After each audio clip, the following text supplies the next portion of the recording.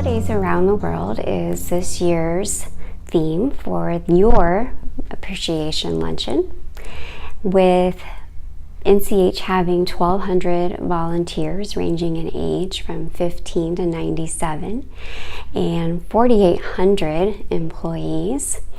It makes you wonder about all the different traditions that everyone celebrates during this time of year. Growing up, my mom every Christmas Eve would give us girls one gift, and we would get really, really excited. And we would quickly unwrap this one gift, and it would be Christmas pajamas. And year after year, it would be Christmas pajamas. We did not have a lot growing up, but we did have a lot of love. But I do remember one very special gift that my parents did give to me when I was about 17 or 18. And it was a pair of pearl and diamond earrings. I'm wearing them today. And they were worn the day that I got married.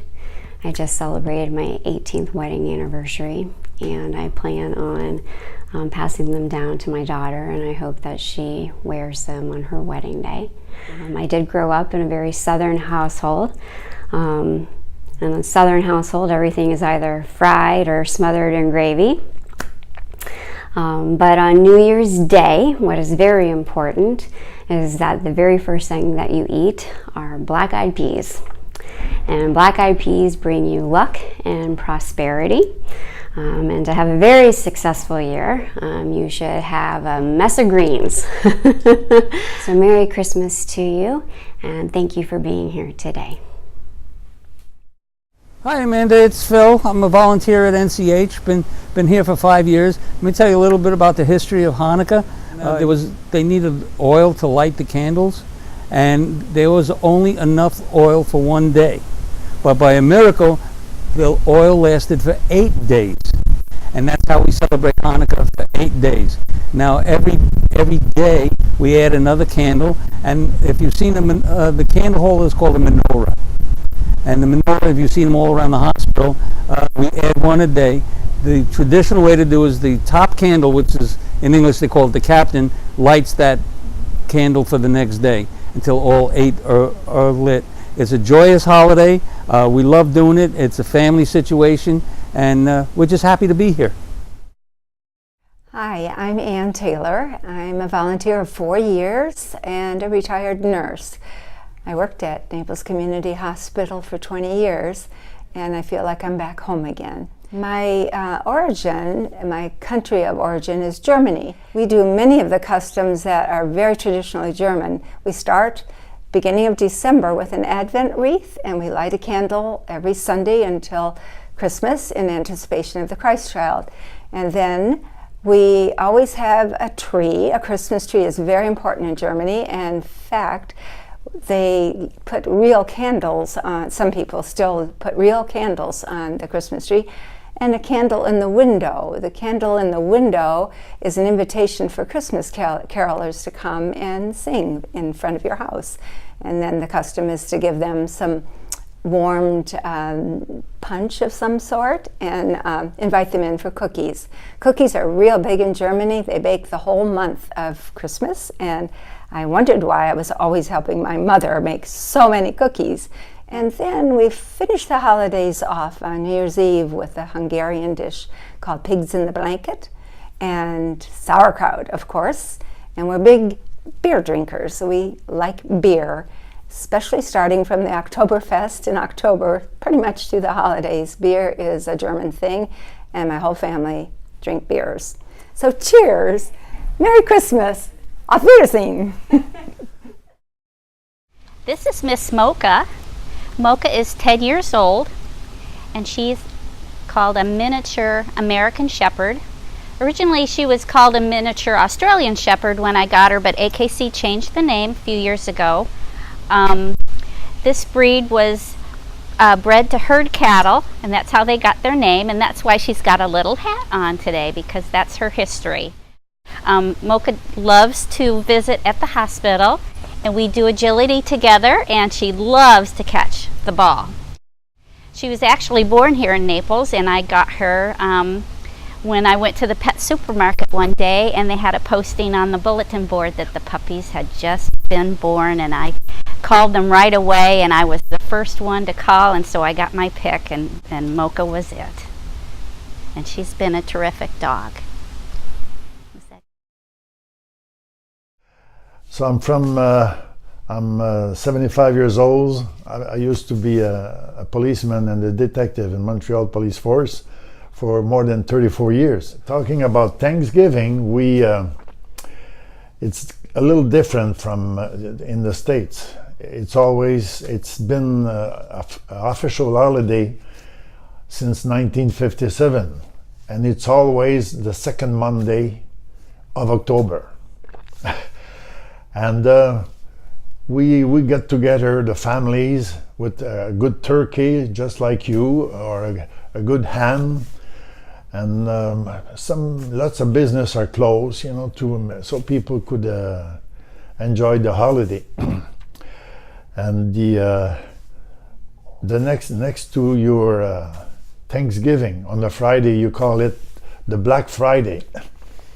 But us, it will be this Friday too, but they don't call it Black Friday. In French, they say Vendredi fou, which means in English, Crazy Friday. So there's a lot of publicity from stores and business. They say, don't forget, Crazy Friday, Vendredi fou, for a good bargain.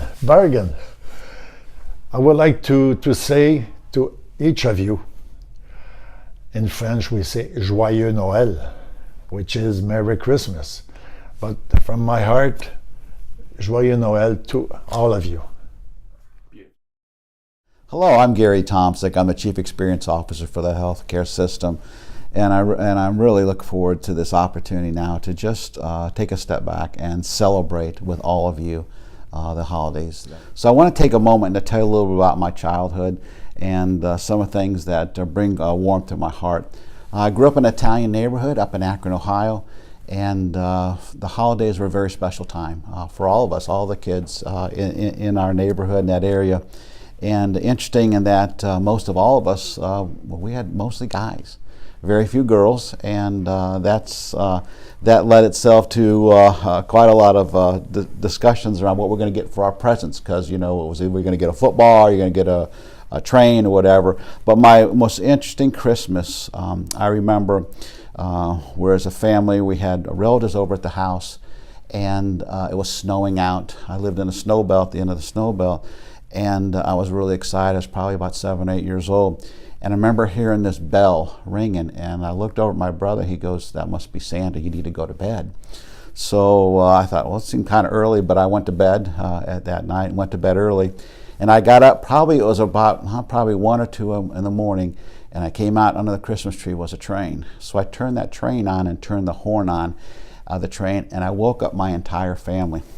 And I remember my dad coming out and said, and he probably just got to sleep putting that train together, and said that you need to go back to Santa hasn't done coming to the house yet.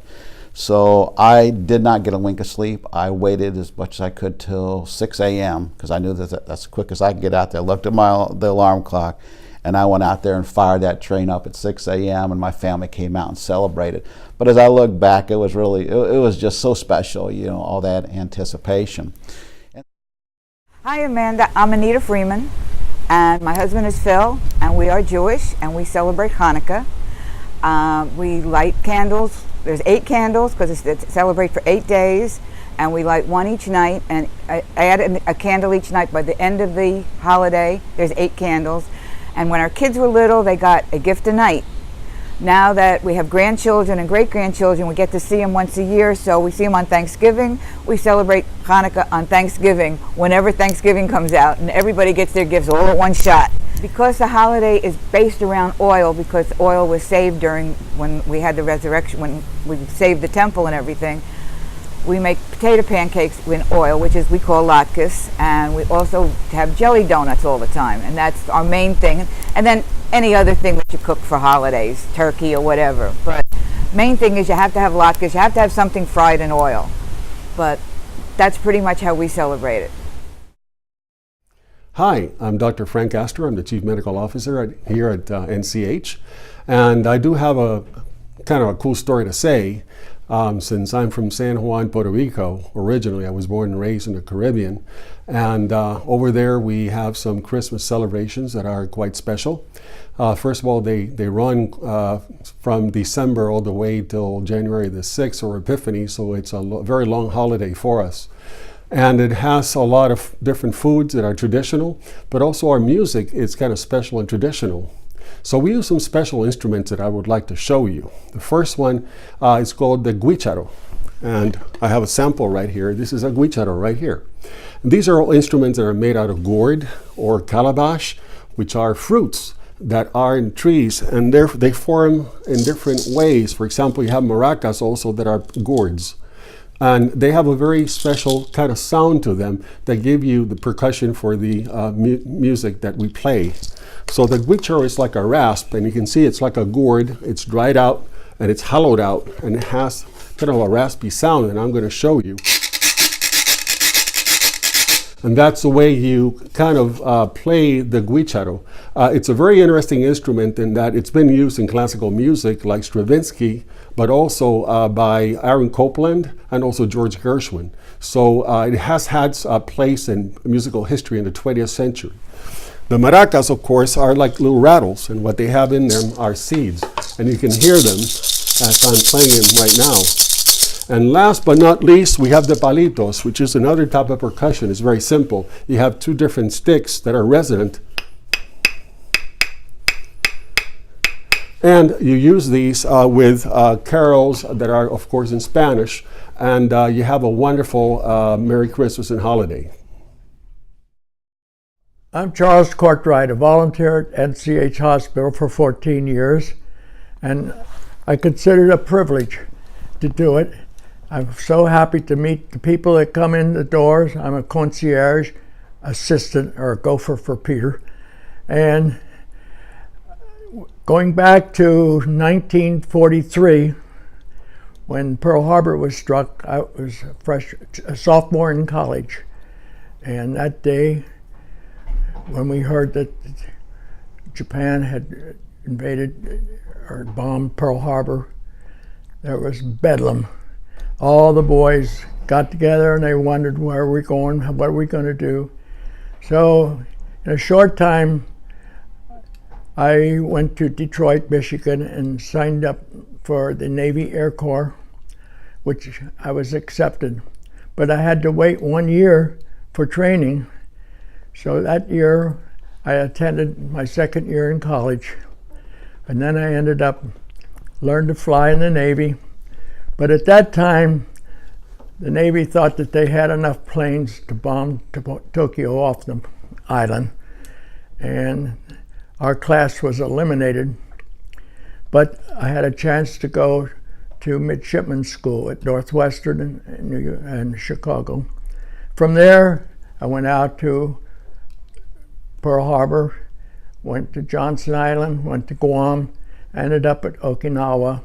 Luckily for me, and the reason I'm here today, is that the war, which lasted 84 days in Okinawa, which was to be the stepping off spot for the invasion of Japan, had ended, and it had two typhoons. A typhoon is a hurricane over water, and our job was partially to clean up and get the men ready to go home after Japan had capitulated. So that's the story. Amanda wanted me to tell you what we had done on Christmas Day. Well, we sat around the room with 2 beers. We had 2 beers. That was exceptional. And we told stories about how our family celebrated Christmas at home. That's about it. I'm happy to be here today, very happy. So Amanda, I did your DNA. You did? You know what I found out? What? It was very, very amazing that you have a little clown in you. I do? You do.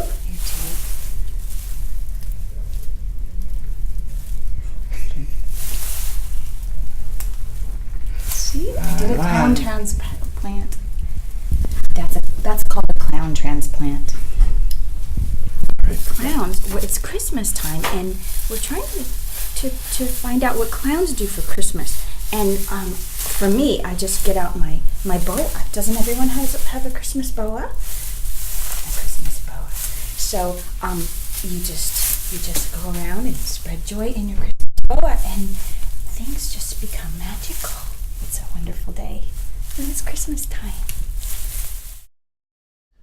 So holidays are always a fun time. I remember growing up being with family. We were in Philadelphia, and my aunts and uncles and my cousins would all get together, and we'd rotate around everything from Thanksgiving, which turned out to be my parents' birthday, and my mom would always cook Thanksgiving. It seemed sort of a little paradoxical.